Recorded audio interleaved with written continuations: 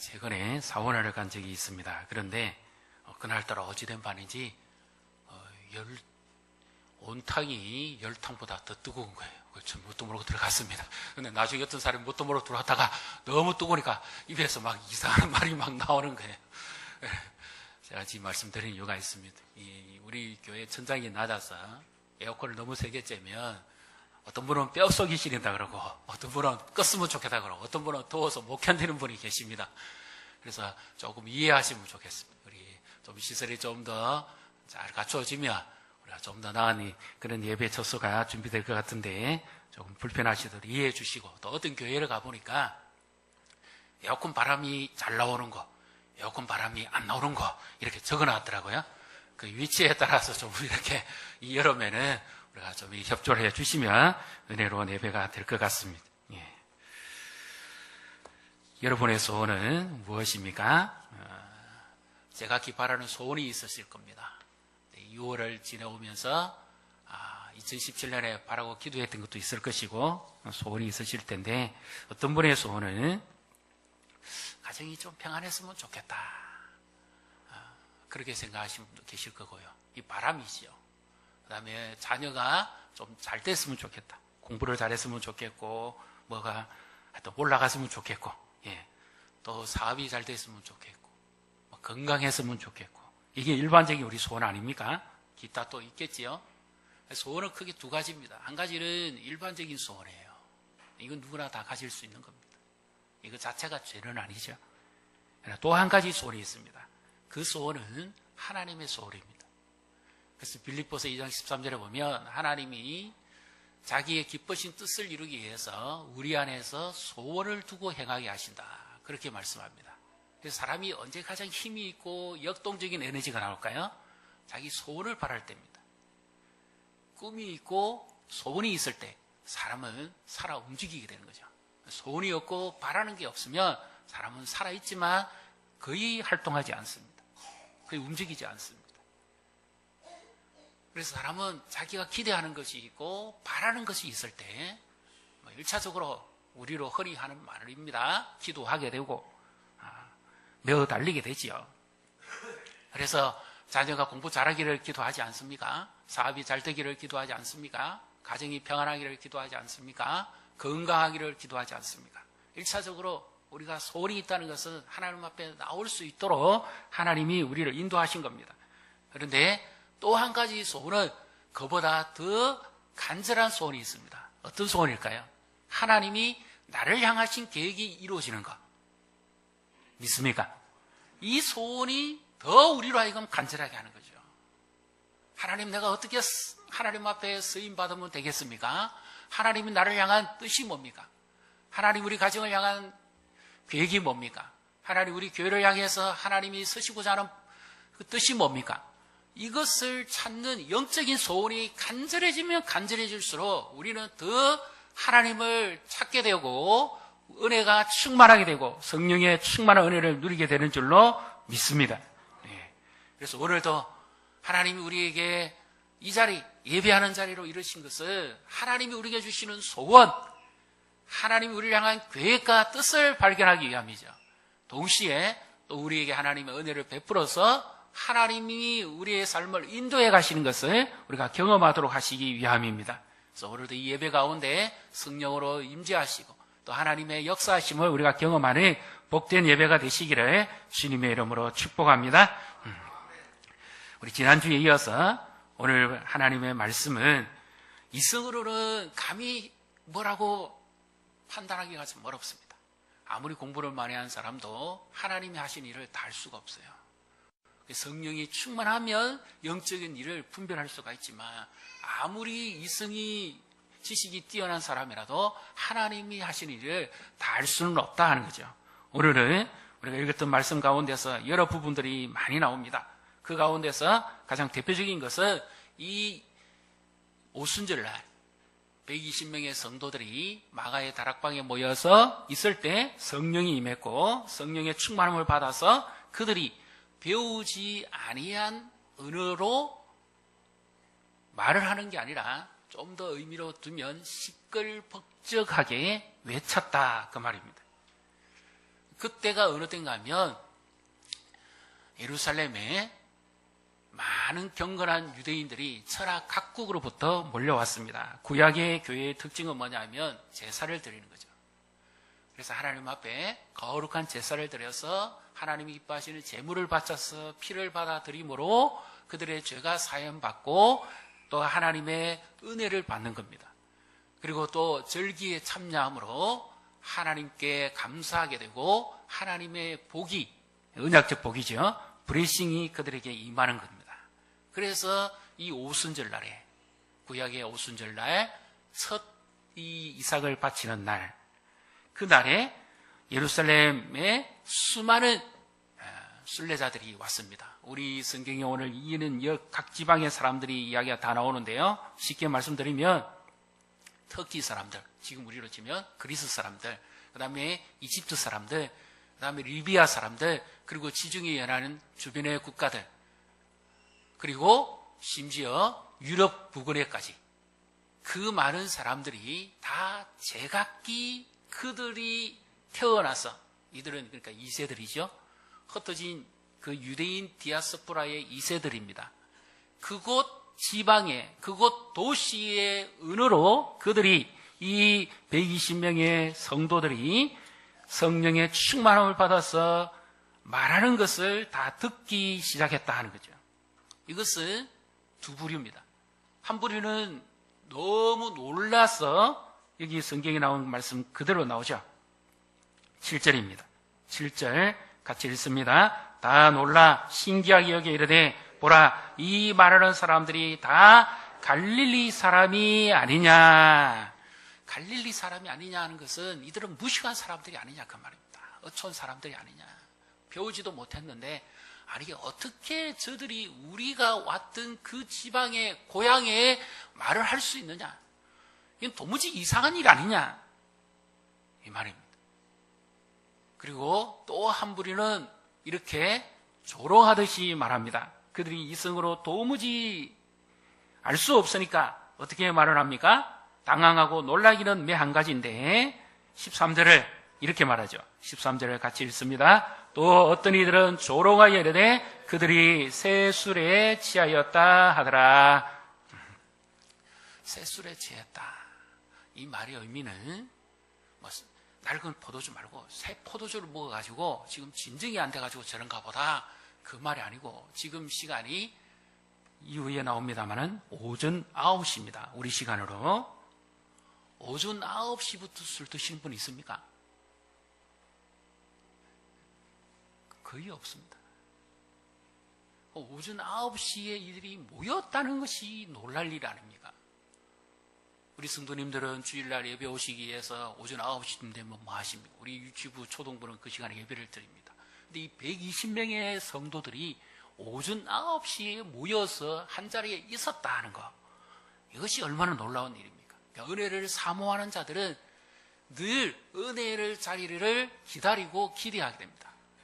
그래서 주일이 오기를 막 기다리는 거예요. 왜? 주일날 예배하기를 기다리는 거죠. 주일날 하나님 앞에 나가서 찬송하고 기도하고 예배하기를 기다립니다. 말씀 듣기를 기다립니다. 그러니까 은혜는 어디로 임합니까? 위에서부터 아래로 임합니다. 하늘로부터 성령이 임했는데 하나님의 은혜의 역사는 언제나 위에서부터 아래로 임합니다. 그 아래는 어디입니까? 이 120명이 모여있는 이 자리, 그들은 다락방에 숨어 있듯이 했지만 그들의 심령은 가장 갈급하게 하나님을 찾고 있었습니다. 그래서 성령이 임하면 어디로 임해야 됩니까? 원래의 의미는 성령이 임하면 예루살렘 성전에 임해야 됩니다. 그것이 가장 화려하고 거룩하고 하나님이 기뻐하시는 제사장들이 있고, 그리고 그곳에서는 제사가 드려지지 않습니까? 그러면 성령이 오신다면 예루살렘 성전에 임해야 됩니다. 그런데 예루살렘 성전을 임하지 아니하고 성령이 마가의 다락방에 모여있는 120명의 성도들이 있는 그 자리에 임했다는 거죠. 우리가 지난주에 이 말씀을 이미 한번 살펴보았습니다. 그들이 다 한 곳에 모여 있었습니다. 2장 1절을 우리 같이 읽습니다. 오순절 날이 이미 이름에 그들이 다 같이 한 곳에 모였더니, 그들은 아침 9시부터 120명의 성도들이 1장 14절에 보면 남자도 여자도 부류들이 다양합니다. 같이 모일 수 없는 자들이 함께 모여 앉아서 그들은 예배하고 있었습니다. 앉았다는 것은 예배했다는 겁니다. 유대인들의 기도는 주로 손을 들고 하니까요. 일어서서 하니까. 하나님이 임재를 기다리고 그들은 예배하고 있었습니다. 근데 왜 성령이 제사를 드리고 피를 받아들이는 그 성전에 임하시지 않고 이 마가의 다락방에 있는 성도들에게 임했을까요? 이것은 신약교회의 단생을 말씀합니다. 예수님이 히브리서 10장에 보면 단번에 우리 죄를 위하여 죽으심으로 모든 죄를 사하여 주셨기 때문에 이제는 다시 이 구약의 제사를 드릴 필요가 없고, 그래서 그의 모든 것이 속함이 이루어졌기 때문에, 그래서 이제 하나님의 성령이 성전으로 가지 않고 예루살렘 그 성전 건물로 임하지 않고 성령은 새 시대의 교회의 탄생을 알리면서 이 바로 제자들이 있는 이 자리에 찾아오신 겁니다. 그들 위에 임했던 거죠. 그래서 신약의 교회는 성령의 임하심으로 말미암아 제사와 절기 중심의 교회가 아니라 말씀 중심의 교회로 태동하게 된 겁니다. 그래서 누가복음 24장 제일 마지막에 보면 이 제자들이 날마다 성전에 앉아서 뭐 찬송하고 기도하고 했다 그러는데, 또 다른 이 누가가 쓴 사도행전에 보면 그 성전이 아니고 바로 마가의 다락방이 성전입니다. 왜 그렇습니까? 성령이 임하는 곳이 성전이거든요. 오늘 우리 안에 성령이 거하시기 때문에 하나님의 전, 성령의 전이 된 줄로 믿습니다. 그래서 우리는 이제 예루살렘으로 갈 필요가 없어요. 예루살렘 성전에 가서 은혜 받을 필요가 없습니다. 왜? 우리 안에 성령이 계시기 때문에. 그리고 말씀이 선포되어지는 곳에는 항상 하나님의 성령이 임하시기 때문에. 그래서 그 성령은 은혜를 사모하는 자에게 임하시는 분입니다. 자, 여기서 우리가 한번 이 복잡한 문제를 좀 해결하기를 원합니다. 먼저는 뭔가 하면 성령 충만이라 그러니까 좀 이성적이고, 그리고 성경 말씀의 지식적으로만 생각하시는 분들은 이 성령의 충만이라는 이 단어 자체를 별로 안 좋아합니다.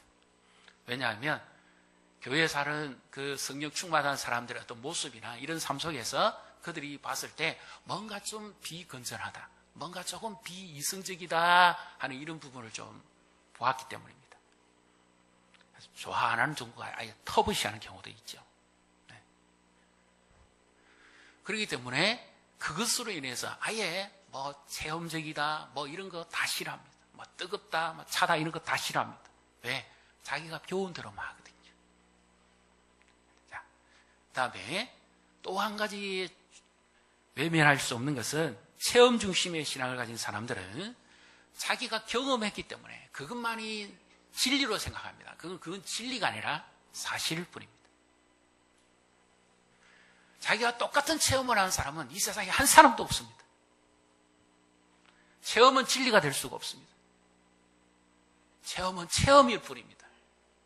그래서 체험 중심의 성령론도 아니고 이성 중심의 성령론도 아니고 가장 중요한 것은 그리스도 중심의 성령론을 우리는 가져야 됩니다.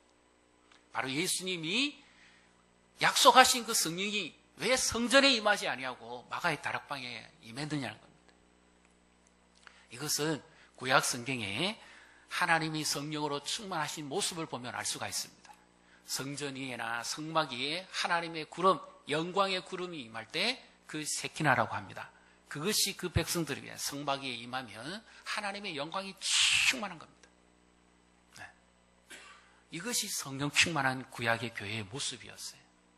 그렇다면 신약의 교회의 성령 충만함의 모습은 어떤 우리의 개인적인 어떤 체험이나 어떤 정서적인 반응이나 어떤 이성적인 논리나 지식의 탁월함으로 이루어지는 것이 아니라 지금 우리가 예배드리는 이 위에 하나님의 영광의 그 역사가 성령이 충만하게 임재하고 우리의 심령에 성령이 임하시기 때문에, 그래서 우리는 성령의 충만함을 그런 것이 아니라 하나님의 말씀 속에서 체험되어져 가는 것, 말씀이 체험되어져 가는 것, 이것이 참된 그리스도 중심의 성령인 줄로 믿습니다. 그래서 성령과 예수님을 떼놓으면 안 돼요. 예수님이 약속하신 성령이 오셨거든요. 그리고 이 사건도 이성적으로는 해결 안 됩니다. 왜냐? 이들이 이렇게 되었던 역동적인 원인은 바로 성령이 그들에게 임하셨기 때문에 가능했던 거죠. 성령에 충만했기 때문이죠. 자, 이성적인 사람들이 아무리 거부하려고 해도 이거는 거부할 수가 없습니다. 4절을 한번 보십시오. 2장 4절. 같이 읽습니다. 그들이 다 성령의 충만함을 받고 성령이 말하게 하심을 따라 다른 언어들로 말하기를 시작하니라. 아멘. 이들이 갑자기 일하다가 성령이 충만함 받아가지고 말을 한 게 아닙니다. 공부하다가 성령 충만함 받아서 말한 게 아닙니다. 그들은 예배하는 중에 성령이 임하심으로 말미암아 다른 언어를 하게 되었던 것이지 그들이 했던 게 아닙니다. 그렇기 때문에 성령은 1장 8절에 나오는 말씀처럼 권능을 받는다. 두나미스. 성경적인 의미는 하나님의 능력을 말하는 거죠. 그래서 성령이 임하면 뭡니까? 역동적입니다. 살아 움직이게 되는 거예요. 이들은 다락방에 꼭꼭 숨어 있었던 사람들입니다. 두려워서 꼼짝도 못하는 사람들이었어요. 그런 자들인데 성령이 임하니까 어떻게 됩니까? 문을 열고 뛰쳐나와서 그 예루살렘 거리에 수많은 순례자들이 있는 곳에 가서 외치기 시작하는 겁니다. 이들이 비이성적이고 비정상적인 생각을 가지고 했습니까? 아닙니다. 성령의 인도하심이 있었기 때문에 했던 겁니다. 성령이 임하면 첫째 뭡니까? 우리 자신의 내면을 회복시키고 죄를 이길 수 있는 힘을 줍니다. 그래서 갈라디아서 5장 16절 17절에 계속해서 말씀하시죠. 너희는 성령을 따라 행하라. 그리하면 육체의 욕심을 따라 행하지 아니할 것이다. 육체의 욕심의 가장 대표적인 게 뭡니까? 죄지요. 죄를 따라 하는 거 아닙니까? 성령이 임했을 죄를 따라 행하지 아니하고 하나님이 기뻐하신 뜻을 따라 행하게 합니다. 그래서 살아 움직이는 거죠. 성령이 충만하다면 하나님이 기뻐하신 뜻을 위해서 역동적으로 살아 움직입니다. 성령 충만한 교회는 뭡니까? 살아있는 교회죠. 그냥 냉랭한 교회가 아닙니다. 이거는 감정적으로 냉랭하다는 말이 아니라 성령의 역사하심은 뭔가 활기가 있고 생명이 움직이는 이런 역사가 있다는 거죠. 어느 정도입니까? 이들로 하여금 밖으로 뛰쳐나가게 할 정도로 강한 힘이 있었다 그 말입니다. 왜? 선하지 아니하면 못 견딜 정도의 힘이 그들에게 임했기 때문이죠. 이것이 뭐예요? 하나님의 능력이었죠. 사도행 1장 8절을 우리 외우시기도 하는데 우리 같이 함께 읽어보겠습니다. 오직 성령이 너희에게 임하시면 너희가 권능을 받고 예루살렘과 온 유대와 사마리아와 땅끝까지 이르러 내 증인이 되리라 하시니라. 아멘. 사실 이성적으로 생각하면 이건 불가능한 일입니다. 왜? 갈릴리 촌 사람들이 예루살렘에 가도 딸립니다. 말이 안 돼요. 그런데 온 유대 전역이 흩어져서 어떻게 하고 사마리아는 더군다나 더 못 갑니다. 왜? 거기는 정통 유대인들이 아니라 아수르 제왕에 의해서 혼혈족이었기 때문에 그들은 아예 상종도 안 하는 민족입니다. 어떻게 거기를 갑니까? 그뿐만 아니라 이방인들, 헬라인들, 로마인들 땅끝까지 가라고 그러는데 이건 더더욱 불가능합니다. 안 가는 겁니다. 아예 유대인들 입장에서는 못 갑니다. 이것을 가장 잘 보여주는 사건이 나오죠. 사도행전 12장에 보면 그 10장에서부터도 계속 되어집니다만 이방인의 그 군대 대장 고넬로라는 사람이 베드로를 청했을 때 베드로가 어떤 반응을 보입니까? 예수님의 제자 중에 수제자고 사도였던 그지만 이방인한테 안 가려고 그러잖아요. 복음을 받아들이고 믿음을 가졌음에도 이 오순절에 성령이 그렇게 충만하게 임했음에도 불구하고 그는 이방인한테 안 가려고 그럽니다. 이런 정도인데 아니 어떻게 예수님이 이렇게 너희가 온 유대뿐만 아니라 사마리아도 갈 것이고 민족적으로 단절되어 있고 막혀있는 그곳에도 갈 것이고 그뿐만 아니라 아예 너희가 상종도 안 하는 그런 이방인에게까지도 가서 내 증인이 될 것이다. 아니 이게 어떻게 가능합니까?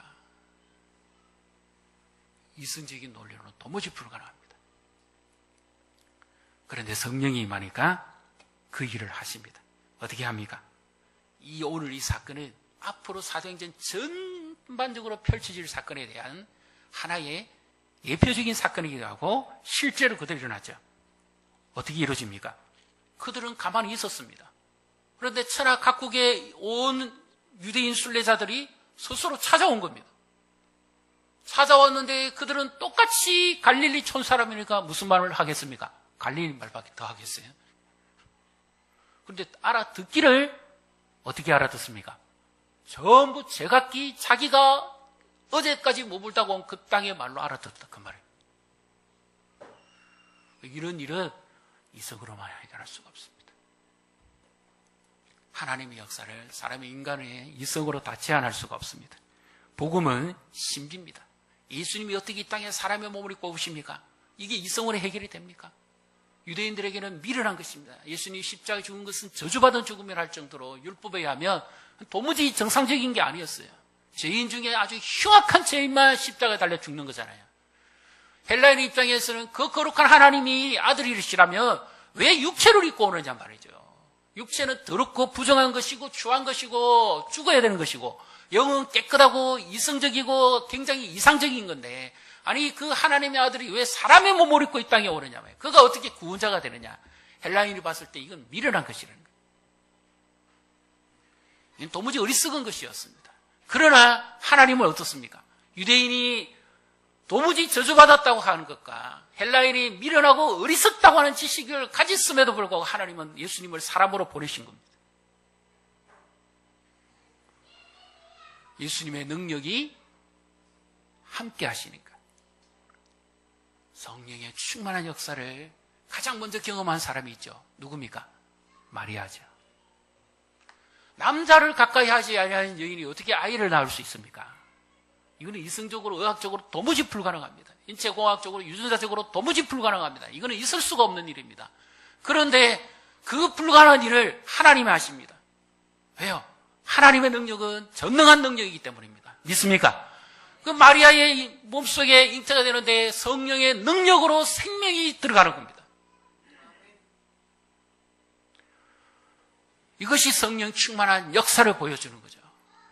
도무지 있을 수 없는 일을 하나님이 하게 하십니다.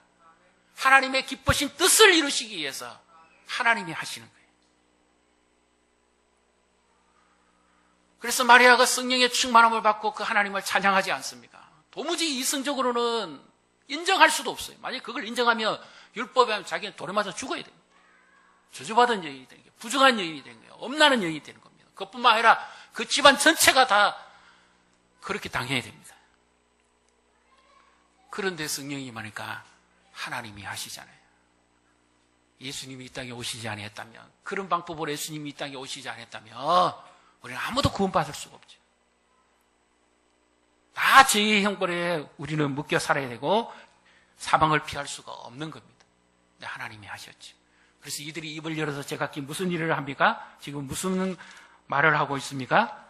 이들은 그냥 자기들의 외국어를 우리가 안 배웠지만 할 수 있다 한번 들어봐라, 그렇게 자랑하지 않았습니다. 이들이 했던 내용은 전부 동시에 120명이 제각기 다른 말을 한 것처럼 들렸는데 핵심은 한 가지입니다. 뭡니까? 11절이죠. 11절 같이 읽습니다. 그레데인과 아라비아인들이라 우리가 다 우리의 각 언어로 하나님의 큰 일을 말함을 듣는도다 하고. 아멘. 하나님의 큰 일이 뭡니까? 예수 그리스도가 십자가를 지시고 죽으셨다가 3일 만에 부활하셨는데 그가 바로 하나님의 약속하신 구원자였다 하는 이 복음을 지금 전하는 거죠. 우리는 이 일의 정인이라는 겁니다. 그래서 예수님이 땅끝까지 일러 정인이라는 말은 순교사라는 의미와 같은 의미지만 어떻게 할 수 있습니까? 사람이 죽을 것을 각오하고 한다면 못할 일이 있겠습니까? 여러분은 지금 어떤 형편에 처해 있습니까? 어떤 어려움과 어떤 공경에 빠져 있습니까? 죽을 각오하고 해보고 도전해 보셨습니까? 사람이 죽기를 각오하면 인간적으로도 못할 일이 없습니다. 그런데 인간의 힘이 아니고 육체의 힘이 아니라 성령의 능력이 임해서 그들 하여금 자원해서 하도록 하는 겁니다. 죽을 힘보다도, 인간의 이성의 죽을 힘보다도 더 강한 힘이 있는데요. 성령의 충만함을 받으면 자발적으로 하게 되어 있습니다. 옆에 분 보시고 축복하십시다. 성령 충만하면 하나님이 기뻐하신 일을 스스로 하게 되어 있습니다. 자원하게 되어 있습니다. 예. 성령 충만했는데 자원하지 않는 게 있을 수 없습니다. 성령 충만했는데 하나님이 기뻐하신 일을 안 한다. 이건 있을 수가 없습니다. 성령 충만하면 나는 하고 싶지 않아도 성령이 내 안에서 막 힘을, 역동적인 에너지를 막 불어넣습니다. 기도하게 합니다. 전도하게 합니다. 봉사하게 합니다. 충성하게 합니다. 말씀 배우게 합니다. 이건 우리가 어쩌면 제일 하고 싶지 않은 부분이잖아요. 근데 성령 충만하면 그렇게 합니다.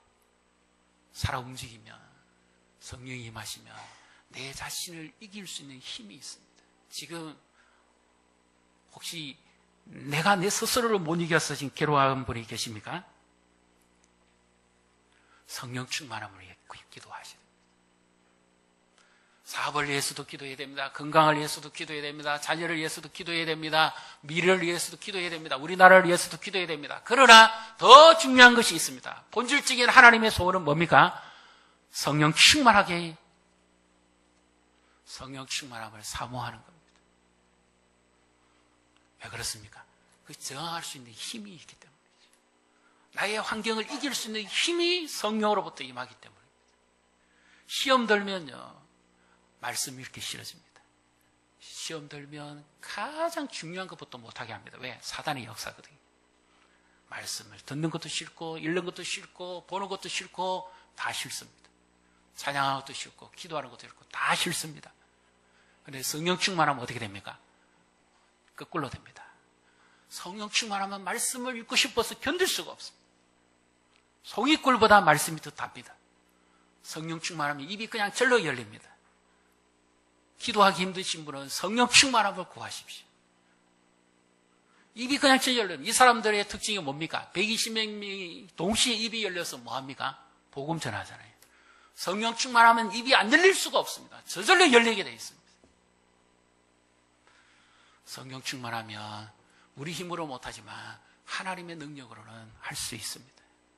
그래서 내가 못한다면 우리의 무지함과 연약함을 온전히 고백하고 하나님 나라에 성령으로 충만하게 해주십시오. 내게 지금 감사가 없고 막 불편하고 마음이 답답하고 그러면 성령 충만하게 해주십시오. 왜 그렇습니까? 성령 충만하면 예수님이 나의 주인이시라는 것을 우리가 인정하기 때문입니다. 내 삶의 모든 것을 주님께 맡긴다는 것을 공개적으로 선언하는 것이 성령 충만한 삶이죠. 내 힘으로 살지 않겠다는 겁니다. 하나님 주시는 힘과 능력으로 살겠다는 겁니다. 그러니 어떻게 합니까? 기도해야죠. 은혜를 사모하지 않습니까? 하나님 지금 내 힘으로는 도무지 할 수 없습니다. 하나님이 도와주셔야 됩니다. 집안의 일도 그렇고 내도 그렇고 자녀들도 그렇고 또 직장일도 그렇고 교회 일도 마찬가지입니다. 하나님이 안 도와주시는데 어떻게 되겠습니까? 하나님께 기도해야죠. 그럴 때 하나님이 어떻게 합니까? 즉각적으로 문제를 해결해 주실 수도 있습니다. 하나님은. 그러나 그보다 더 근본적인 것부터 해결하십니다. 뭡니까? 감당할 수 있는 힘을 먼저 주시죠. 그리고 극복할 수 있는 힘을 주시죠. 시험을 이길 수 있는 힘을 주시죠. 문제를 바라볼 수 있는 능력을 주시죠. 그리고 인내할 수 있는 힘을 주시죠. 성령 충만하면 마침내 그 문제를 짓밟고 일어서서 승리하게 하시는 줄로 믿습니다. 그래서 성령 충만함을 구하셔야 됩니다. 뭐 비이성적이 이상하다? 그거 아닙니다. 그건 내가 잘못 생각하고 있는 성령 충만해요. 말씀대로만 하시면 돼요. 성령이 임하시면 우리에게 새 힘을 주시고, 성령이 임하시면 역동적으로 살아 움직이게 하고, 성령이 임하시면 하나님의 은혜를 충만하게 부어서 우리의 삶을 변화시키고 하나님이 기뻐하시는 거룩한 뜻을 이루어가는 줄로 믿습니다. 그래서 이 6월에 무덥지만 생수가 임한다고 생각하시면 바짝 가물었잖아요. 다 타들어가지 않습니까? 논작물, 밭작물이, 농심이 다 타들어갑니다. 그런데 소나기가 오고 막 장마철 한번 해보십시오. 확 잠기지 않습니까? 이처럼 우리의 메마른 심령에 오늘 성령이 임하시며 은혜의 담비가 임하고 생수가 임해서 우리가 살아나고 회복되어지고 삶이 기쁨으로 충만하고 문제를 이기고 담대하게 복음을 전하고 주의 능력을 나타나게 되는 줄로 믿습니다. 그래서 우리 교회가 이와 같은 성령 충만한 교회가 되기를 축복합니다. 우리 한 사람 한 사람이 이와 같이 성령의 충만함을 받아서 하나님이 기뻐하시는 정인된 삶을 살아가기를 주님의 이름으로 축복합니다.